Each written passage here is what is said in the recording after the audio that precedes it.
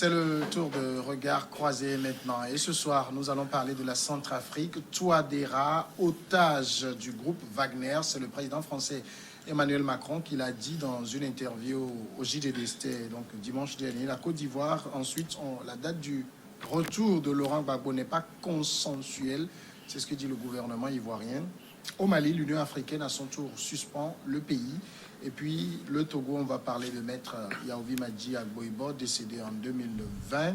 Quelle contribution à la démocratie, puisqu'un colloque sur le parcours, la vie de l'homme s'ouvrira demain. Et voilà donc pour aujourd'hui, le plateau, ce sera Firmin Teko Agbo, chroniqueur politique. Bonsoir Firmin. Bonsoir Samuel Yaoui, merci de m'avoir invité. Et face à vous, il y a Francisco Napokura, journaliste freelance. Bonsoir Francisco. Bonsoir Samuel, bonsoir à Teko Firmin et bonsoir aux chaleureux téléspectateurs de la New World TV. Merci beaucoup. On commence donc avec la Centrafrique.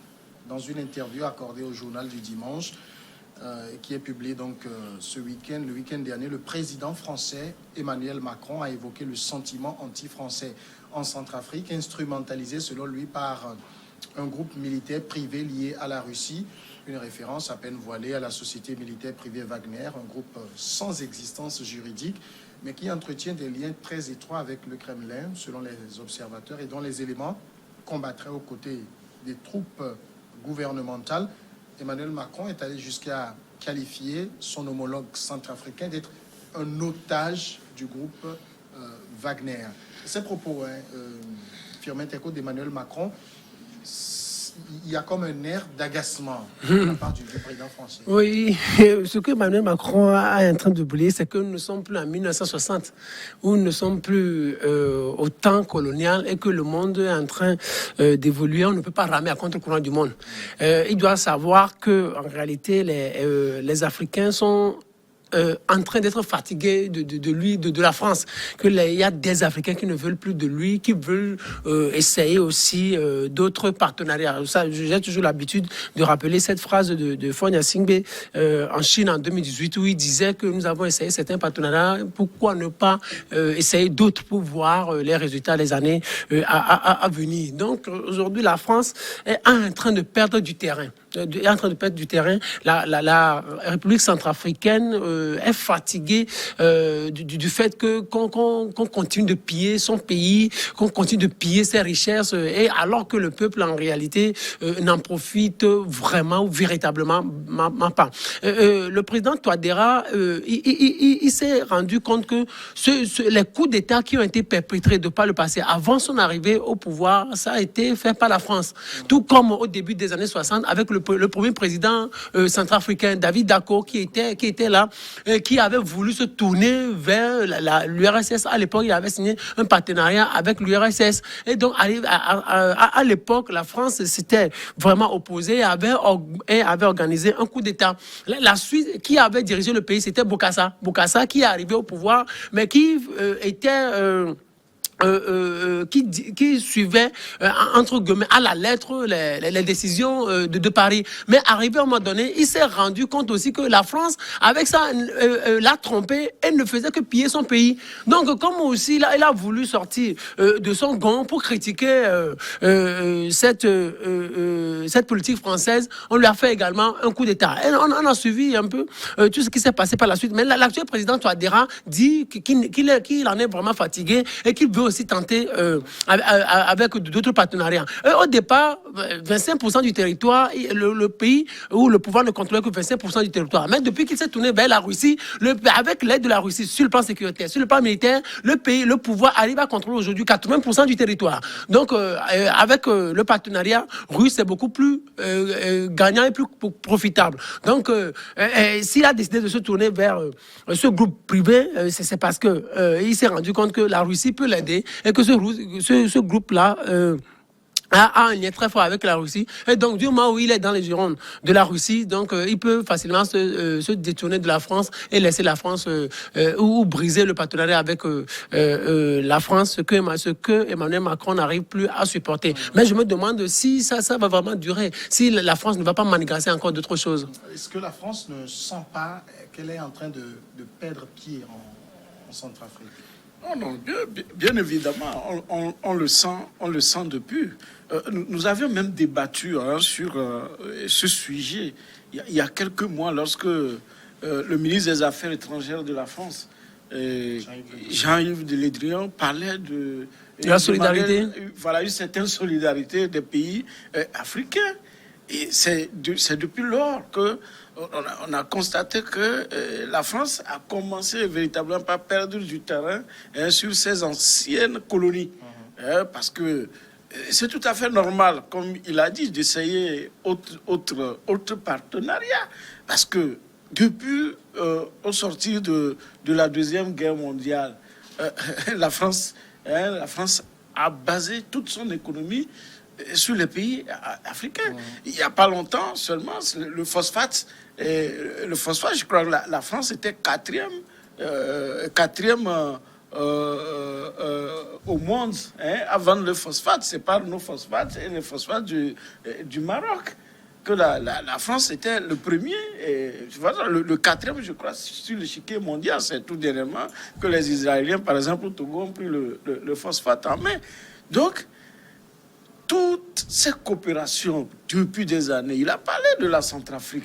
Tout le monde connaît l'histoire de la Centrafrique, où Bokassa même a des châteaux, même en Europe, où on avait même dit, un ancien président français même a pu même détourner même une des femmes de Bokassa à l'époque, avec beaucoup de richesses également. C'est là-bas beaucoup, on fait de l'argent. Mais maintenant, nos pays sont là, pillés tous les jours. Nos sociétés, toutes les sociétés pratiquement, vous arrivez dans tous ces pays, par exemple, francophones, de la Guinée, c'est tout dernièrement au Bénin, et Talon a pu soustraire le port des mains de Bolloré. Mais au Togo, c'est Bolloré. Le port, c'est Bolloré. En Guinée, c'est Bolloré. Quand vous allez en Côte d'Ivoire, c'est Bolloré. Vous prenez toutes les 3 ou 4 brasseries de la Côte d'Ivoire, c'est Castel. Mais quand vous arrivez au Togo, la brasserie du Togo, c'est Castel. Le Grand Moulin, c'est Castel. Quand vous allez au Niger, vous savez, il n'y a pas de port, mais c'est Bolloré qui est là et qui s'occupe de l'entrée des marchandises sur le territoire du Niger.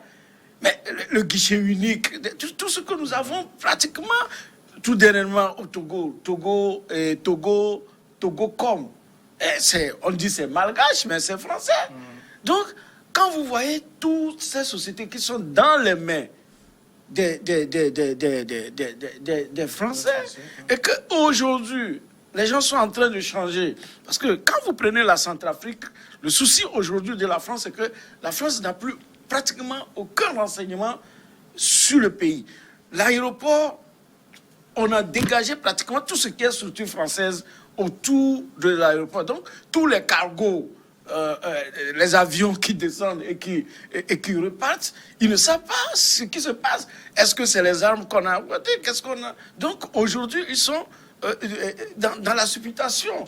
Et effectivement, la Centrafrique, depuis que nous avons dit ici que la Centrafrique a engagé les discussions avec la Russie et qui est rentrée là-dedans. La Russie, n'oubliez pas, a une base aujourd'hui militaire, je crois, c'est au Djibouti. Voilà, au niveau de Djibouti, qui a une base militaire, donc une présence permanente désormais. Donc, à partir de ce moment, vous voyez, c'est tout à fait normal parce que ce qui venait,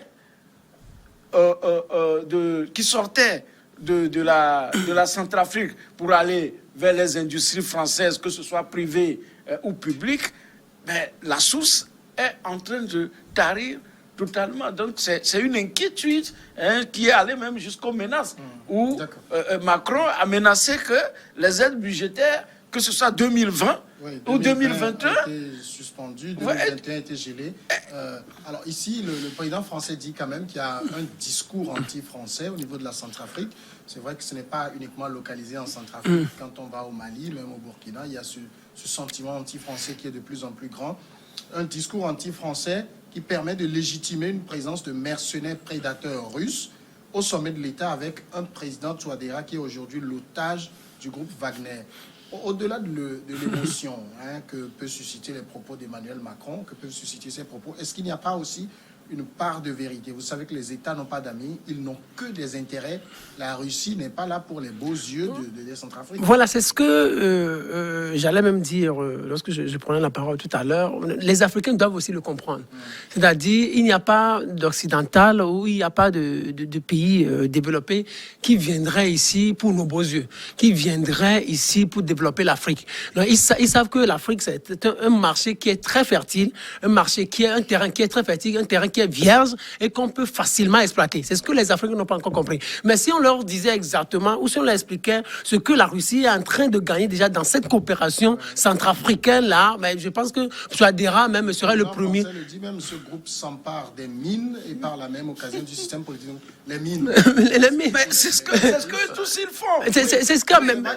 Macron le dit, c'est ce que la France aussi faisait. Oui, mais ça l'agace que la Russie... aussi, c'est ça aujourd'hui. Mais regardez, mais les Centrafricains ne l'ont pas compris comme ça. C'est-à-dire aujourd'hui, les Africains doivent comprendre une chose, que si nous avons des partenariats avec des étrangers ou avec des pays étrangers, les partenariats ne voudraient pas dire que ces pays-là qui viennent nous aider pour nos beaux yeux, qui ne viennent pas nous aider. Ils viennent faire du commerce. Ils viennent faire du business.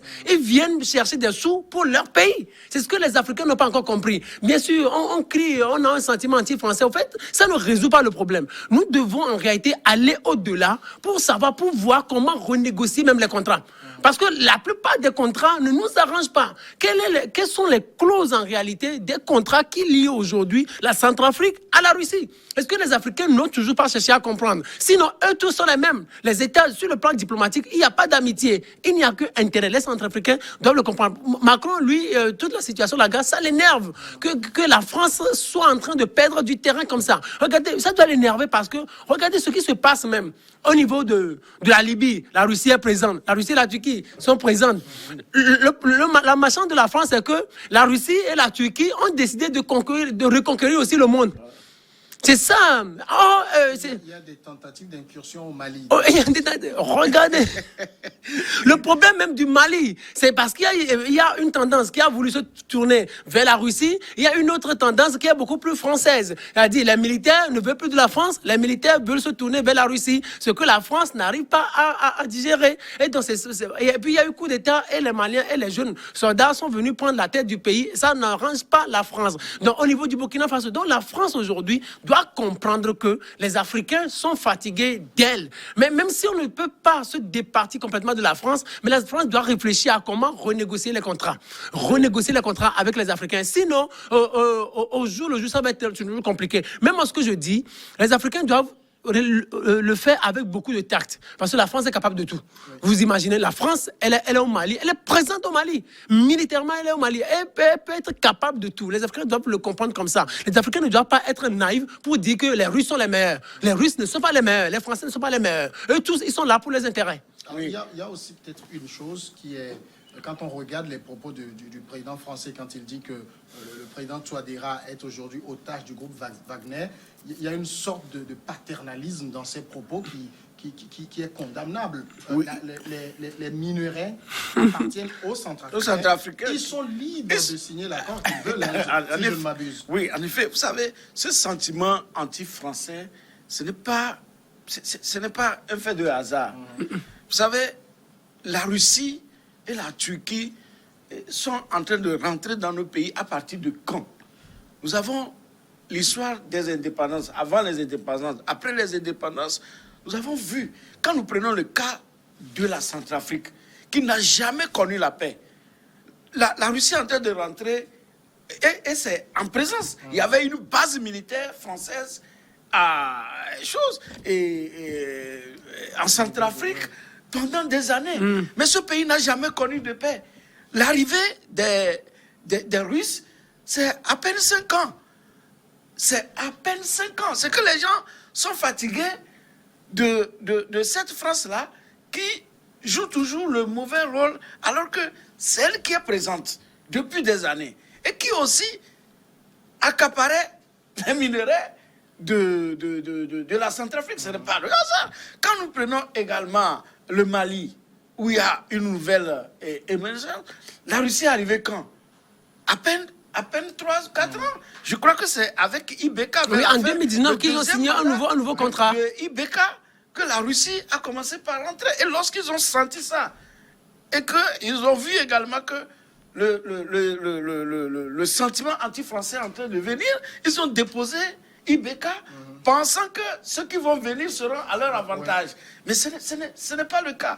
Donc, vous avez posé une question que... Les minerais appartiennent les minerais, au pays effectivement. libre de... Mais il parle de mercenaires. Mais il n'y avait que les mercenaires, les mercenaires français qui étaient dans nos régimes, qui avaient pris en otage pendant des années nos chefs d'État et nos gouvernements. Mais il vous rappelle Bob Denard, qui a fait des coups d'État partout, le grand mercenaire français. Mais et les autres en col blanc qui sont là, qui sont des conseillers juridiques et autres, qui trucident les constitutions pour que les intérêts de la France se perpétuent. Et j'ai toujours dit que je n'ai pas compris comment est-ce que cette France n'a jamais imaginé que cela devait arriver, parce que c'est un pays qui regorge beaucoup d'intellectuels et qui ont des labos très performants, qui pensent au futur. Mais comment est-ce qu'ils n'ont jamais pensé qu'en laissant perpétuer, c'est-à-dire que des régimes cinquantenaires, et des gens qui sont là à vouloir faire toujours 3 et 4 mandats, et qu'un jour les populations ne seront pas fatiguées d'elles. Et aujourd'hui, le sentiment, pratiquement, le Burkina y est, mais le conflit libyen était là. Mais jusque-là, la Turquie et la Turquie et la Russie étaient loin. Mais ils sont arrivés, il y a eu un stop. Et il vous souvient, dans le dernier discours de Macron, il a même, quand il a eu son entretien avec le Premier ministre libyen tout dernièrement, au cours de la semaine, il a demandé le départ des forces étrangères. Et je dis, ces forces d'occupation, il y en a dans tous nos pays. C'est important que Francisco touche, c'est que on a beau peut-être aujourd'hui accuser la Russie, c'est Macron qui le dit, mais elle a fait le job. La rébellion a reculé. La rébellion a reculé, et le pouvoir est en train de reconquérir une partie du territoire qui était entre les mains des rebelles. La Russie est très efficace. Ce que la France n'était pas des années plus tôt. Au fait, la Russie joue de la com, au fait. Donc, il va falloir qu'elle soit beaucoup plus probante dans ses actions, qu'il y ait des résultats pour pouvoir convaincre la Centrafrique, pour que la Centrafrique arrive à faire la part des choses, pour que la Centrafrique se dise vraiment que c'est la Russie qui est en train de faire le bon job, que la France nous trichait. Donc la Russie a l'obligation de résultat. Et elle continue. Jusqu'à présent, il n'y a pas encore coup d'État. Le dernier coup d'État, c'était avec Michel Djotodia. C'était en 2014. Vous imaginez. Donc, l'actuel, il est là, il n'y a pas encore coup d'État. Dans son deuxième mandat. Dans son deuxième mandat. Il est en train de sécuriser, la Russie est en train de le sécuriser. Donc, c'est quelque chose de louable. Donc, on ne peut pas se départir de la Russie comme cela. Même ce que je voudrais faire aussi observer, mais la France, elle réfléchit, comme vous l'avez dit tout à l'heure, la France, elle réfléchit très bien même. Et c'est que les Africains sont en train de se tourner vers d'autres partenariats. Et c'est pour cela qu'elle multiplie régulièrement ces rencontres FMI et autres là. Parce qu'elle sait que... Les économies africaines, je dis, l'argent là, si on nous donne, ça retourne acheter les armes. Très bien. Regardez, l'argent là, la plupart des liquidités ne viennent pas en Afrique. Non, c'est la France qui bloque la liquidité. Elle se dit, et puis elle vous dit, mais vous avez besoin de vous acheter des armes. Vous avez besoin de telles munitions. Vous avez besoin de ceci. Alors nous en avons. Donc, comme c'est nous qui avons l'argent, alors venez acheter et nous allons payer les sociétés. On nous donne de l'argent, on met des experts qui sont grassement payés. Exactement. Pratiquement la moitié de l'argent retourne. Retourne. Donnez-moi une minute, on va aller à la pause et on revient pour continuer.